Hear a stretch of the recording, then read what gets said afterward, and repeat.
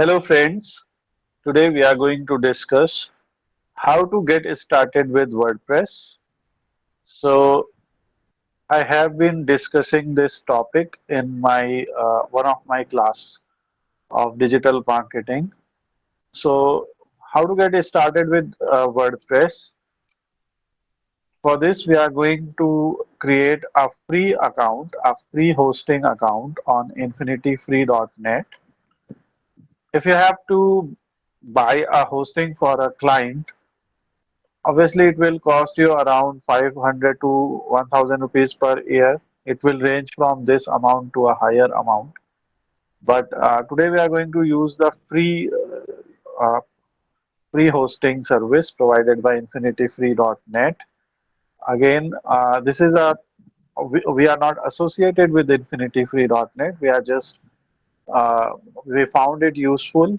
That's why we have created this video for students. So if all you have to do is go to infinityfree.net, then you have to create your account. So you have to go to sign up and create your account. Sign up is very easy.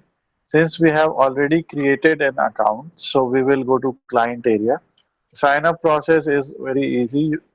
You will get a confirmation email. Just have to confirm that, and then you have to open your client area.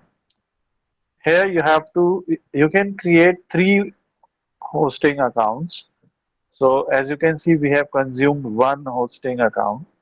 This time we are going to create another hosting account and going to install WordPress in it. Now, when you will click on create account, you will see options to choose a domain or a subdomain. If you own a domain, you can choose the custom domain option. But if you have a subdomain, I will suggest you to go with, if you are trying things just for learning purpose, so I will suggest you to go with subdomain. Here, mention your subdomain. Suppose you want to create a website for an agency. Suppose you want to create a website for your online shop or whatever. So you will write your business name here, and it is subject to availability also. So I am writing Digi Shop. So earlier I created Digi Agency. This time I am writing Digi Shop, and then I will check availability. As you can see, this subdomain is already used by someone. So let me write something like clothing clothing cart. Let's write this clothing cart. Let's check availability. So this clothing cart is available. So we are going to create a shopping website later on this domain, but the purpose of this video is just to explain how to install WordPress on it. We will create the account. Again, it is showing this captcha. So let me solve this waste of time. Which is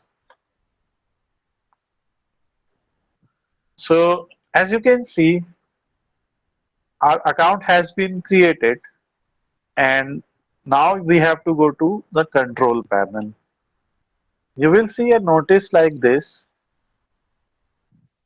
to notify you of changes to services, accounts, status, and offers, and other important emails.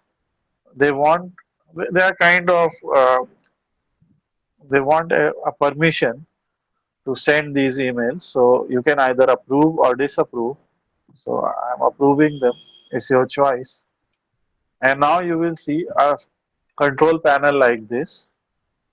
In this control panel, you have a lot of options which will be discussed later. But because you have to create a WordPress website for free, you have to host a WordPress website for free. You have to scroll down, and here in software, you have to find Softaculous Apps Installer. Go to Softaculous Apps Installer, and you will see an option like this. Here you can see many scripts, many type of content management systems. but our concern is about WordPress, so we will choose WordPress and click install. Here our domain is written, so we will choose HTTP, the domain name. We can change the site name, so let's say clothing cart, and let's say the site description is a shop, online clothing shop. So this is good for search engine also. The we are writing the ID as username as CL admin, and I am choosing a password.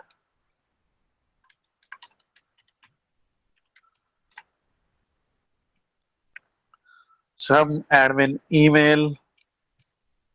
We don't have to do anything else.